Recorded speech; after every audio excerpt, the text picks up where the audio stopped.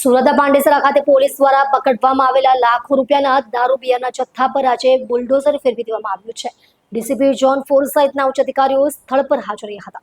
ગુજરાતમાં દારૂબંધી હોવા છતાં પ્રાંતમાંથી મોટા પ્રમાણમાં વિદેશી દારૂનો જથ્થો ઘુસાડવામાં આવતો હોય છે, ત્યારે સુરત શહેરમાં દમણ, હરિયાણા, રાજસ્થાન, સેલવાસથી ગેરકાયદેસર રીતે દારૂ ઘુસાડવામાં આવતો હોય છે। સુરત શહેરના ચોંચાના અઠવા, ઉમરા, પાંડેસરા, વેસુ અને ખટોદરા પોલીસ સ્ટેશન વિસ્તારમાંથી વિદેશી દારૂ ઝડપાયો છે, જેનો આજરોજ બુલડોઝર ફેરવી નાશ કરાયો હતો।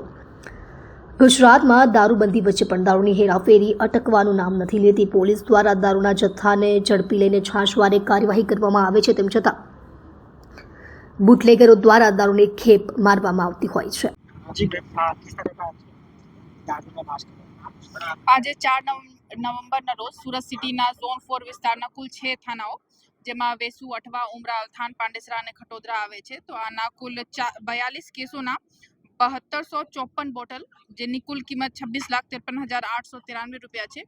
આના નાશ પંચનામા વિગતે એસડીએમ બંને અને પોલીસ ખાતાના બધા અધિકારીઓ સમક્ષ કરવામાં આવી રહ્યા છે અને આ કામગીરી થોડી કલાકમાં પૂર્ણ થશે।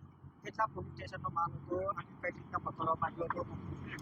ટોટલ 6 પોલીસ સ્ટેશન છે, અઠવા, ઉમરા, વેસુ, ખટોદરા, પાંડેસરા અને અલથાણ, અને કુલ 42 કેસો છે અને અલગ અલગ થાનાના અલગ અલગ કેસો છે, જેમાંથી સૌથી વધારે વેસુના મુદ્દામાલ છે।